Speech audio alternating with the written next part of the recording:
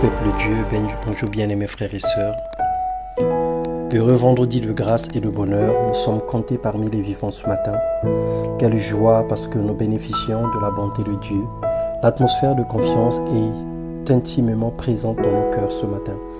Que toute la gloire revienne à notre Père, lui qui renouvelle pour tout un chacun le souffle, lui qui combat pour nous les combats visibles et invisibles. Et la Bible déclare que ce sont les vivants qui honorent de la présence de Dieu. Et ce matin, honore Dieu, bénis-le, rends grâce et remercie le Seigneur, quelles que soient les circonstances, les vents et marées, quel que soit tout ce que tu rencontres dans ta vie présentement, bénis-le d'abord pour la vie que tu as. Ce matin, nous allons partager la parole de Dieu. Le thème de notre méditation, aimer Dieu, c'est aussi l'observation de ses commandements.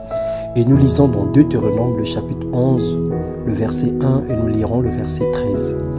La Bible déclare, tu aimeras l'Éternel ton Dieu et tu observeras toujours ses préceptes, ses lois, ses ordonnances et ses commandements. Si vous obéissez à mes commandements que je vous prescris aujourd'hui, si vous aimez l'Éternel votre Dieu et si vous le servez de tout votre cœur et de toute votre âme. Bien-aimés, pour montrer notre amour pour Dieu, il faille premièrement observer ses commandements. Une façon pour nous de lui dire qu'il est tout pour nous, qu'il est notre guide, notre pain quotidien, qu'il est notre secours au temps de la détresse, mais aussi l'unique chemin qui nous conduit à la vie éternelle et au bonheur sur la terre, qu'il est la gloire de racheter, qu'il est notre haute retraite, il est notre refuge, il est tout ce que nos cœurs désirent, il est la seule personne qui ne nous déçoit pas. Dans 1 Jean, le chapitre 5, le verset 2 au verset 3, la Bible déclare « Car l'amour de Dieu consiste à garder ses commandements, et ses commandements ne sont pas pénibles. Dieu ne nous force pas sa volonté, il ne nous charge pas d'un poids que nous ne pouvons porter. Il ne nous contraint pas à l'aimer. Mais il nous dit simplement que si nous l'aimons, nous devons garder ses commandements. Il ne nous force pas sa volonté, au contraire. Il fait il fait en sorte que nous soyons heureux. Il nous montre le chemin qui conduit à la vie. Il éclaire notre vie par sa parole. Et ses commandements sont comme des lampes à nos pieds pour nous guider, pour nous conduire. C'est comme des procédures, des codes de conduite qui nous aident à être intègres et à demeurer sages dans ce monde pervers. Deutéronome 11, le verset 18 et 22, la Bible déclare « Gardez-vous de laisser séduire votre cœur, de vous détourner de servir d'autres dieux et de vous prosterner devant eux. La colère de l'Éternel s'enflammerait alors contre vous, il fermerait les cieux et il n'y aura point de pluie, la terre ne donnera plus ses produits et vous périrez promptement dans le bon pays que l'Éternel vous donne. » Deutéronome 11, 18 à 22. Bien-aimés, les circonstances du temps présent, ce que le monde est en train de vivre aujourd'hui ne devrait pas nous surprendre.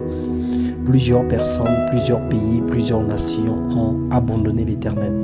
Ils ont critiqué l'Éternel, ils l'ont traité de tout et de rien. Ils ont voulu faire des choses à leur guise et aujourd'hui, ces nations sont en train de vivre des situations difficiles. Mais toi, qui es enfant de Dieu, sur toi la gloire de l'Éternel apparaîtra. Quel que soit le milieu où tu te trouves, quel que soit le pays où tu te trouves, le Seigneur te bénira. Il fera de toi une lampe, une lumière, un Joseph dans ton temps, un Joseph de ta famille, un Joseph de ton quartier, de ta ville et de ton pays. Quelle que soit la famine des 7 années de vaches maigres, le Seigneur pourvoira à tes besoins. Le Seigneur te remplira de la tête aux pieds de toutes sortes de bénédictions. Mettez dans votre cœur et dans votre âme ces paroles, dit Dieu. Heureux ceux qui sont intègres dans leur voie, qui marchent selon la loi de l'Éternel. Heureux ceux qui gardent ses préceptes et qui les recherchent de tout leur cœur. Qui ne commettent point d'iniquité et qui marchent dans ses voies. En agissant ainsi, bien-aimés, nous prouvons réellement que nous aimons Dieu.